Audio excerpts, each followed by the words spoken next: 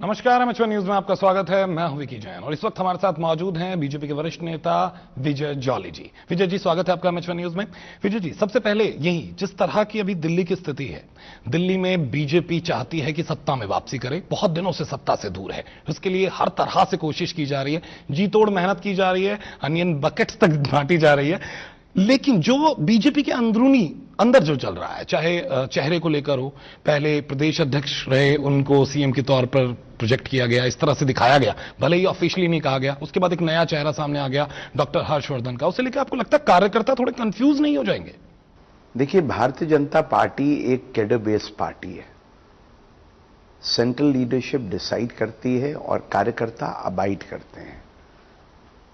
जो भी दिशा और धारा भारतीय जनता पार्टी का नेतृत्व तय करता है, चाहे वो ग्रास रूट लेवल पे हो या प्रदेशों के नेतृत्व के लेवल पर हो या सरकार में पार्टी का कौन चेहरा और मोहरा होगा, इसका आकलन कई स्तरों पर करने के बाद पार्टी का सेंट्रल पार्लियामेंट्री बोर्ड, जो कि हाईएस्ट डिसीजन मेकिंग बॉडी है, जो पार्टी की दिशा और दशा को प्रभावित करती है, निर्धारित करती है, उसके द्वारा लिए गए निर्णय आज तक पार्टी के अंदर उनका आदर करना, उनको इंप्लीमेंट करना, इस प्रकार का एक इतिहास पार्टी के अंदर है। और मैं सबसे पहले तो आपको यह जरूर कहना चाहूंगा, all is well in the BJP. ये भारतीय जनता पार्टी एक ऐसा संगठन है जो मां और बेटे का संगठन नहीं है। कांग्रेस पार्टी दिल्ली के अंदर मां और बेटे पर आधारित है, आदरणीय श्रीमती शीला दीक्षित जी और उनके पुत्र संदीप दीक्षित जी। केंद्र के अंदर भी मां और बेटे पे कांग्रेस पार्टी और केंद्र सरकार आधारित है, आदरणीय सोनिया गांधी जी और प्रिय राहुल गांधी जी। लेकिन भारतीय जनता पार्टी एक ऐसी पार्टी है जिसमें मंडल स्तर का कार्यकर्ता मुख्यमंत्री पद का दावेदार बन सकता है। एक चाय बेचने वाला विजय जी, माफ कीजिएगा, मैं देश बीच का में रोक रहा हूं। अगला प्रधानमंत्री भारतीय जनता पार्टी का नरेंद्र मोदी जी के रूप में हो सकता है। लेकिन विजय जी, मैं यहां एक चीज बोलना चाहूंगा। आप कहते हैं कि कोई भी व्यक्ति, चाहे छोटे से छोटा कार्यकर्ता क्यों ना हो, अपनी बात रख सकता है पार्टी के फॉर्म में आकर, लेकिन जब ये मतभेद ना रहकर मनभेद हो जाएं और मंचों पर आने लगे, तब दिक्कतें पैदा होती। देखिए, कहीं कोई मनभेद नहीं है। राजनीतिक कार्यकर्ता काम करते हैं, राजनीतिक नेता के रूप में, कार्यकर्ता के नाते, स्वयंसेवक के नाते सबके मन में राजनीतिक आकांक्षाएं होना स्वाभाविक है।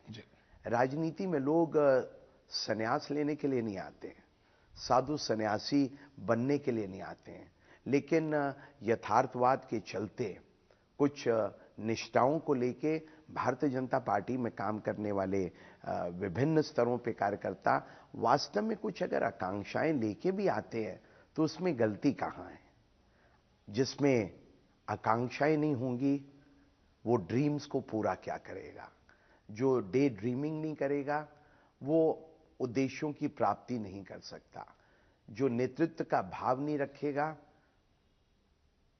वो फ्रंट रैंकिंग लीडर नहीं कहला सकता। बिल्कुल विजय जी, आपने कही सपनों की बात, सपने देखने चाहिए तभी वो पूरे होते हैं, लेकिन सवाल यह है 2008 में भी बीजेपी ने कुछ इसी तरह का खूबसूरत सपना देखा था और वो पूरा नहीं हो पाया। उसके बावजूद, और जबकि सरकार थी, एक इनकम्बेंसी होती है कि हाँ, जो सत्ता में मौजूद है उसके खिलाफ लोग वोट करेंगे, उसे भुना नहीं पाए। आपको क्या लगता है 2013 और 2008 में क्या फर्क आ गया है? देखिए, वनवास 14 वर्ष का होता है। भारतीय जनता पार्टी का दिल्ली में वनवास 15 वर्ष का हो गया और 15 वर्ष सत्ता और सरकार में जो लोग हैं वो भी धीरे धीरे दम खोते चले जाते हैं। एक ही सीट पे ऊपर बैठने के बाद 15 साल तक जो मुख्यमंत्री एक सीट पर बैठी, शायद उस सीट की गरमाई भी उनको 15 साल के बाद ठंडाई में परिवर्तित होती दिखाई दे। दिल्ली के लोगों ने उनके वादे भी देखे हैं, वादों की पोलें खुलती भी देखी हैं। आज 15 साल के बाद दिल्ली के 55 लाख लोग आज भी 1640 अनधिकृत बस्तियों में रहते हैं जहां पीने का पानी नहीं है, जहां सड़कें नहीं है, जहां नालियां नहीं है, जहां गंदे पानी की निकासी नहीं है। और इस सरकार ने वादा किया था कि हम दिल्ली की सभी अनऑथराइज्ड कॉलोनीज को, रिहायशी बस्तियों को रेगुलराइज करेंगे। आज जिस प्रकार का वातावरण दिल्ली के अंदर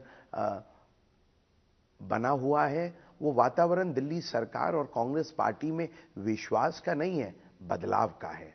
पीपल वांट चेंज।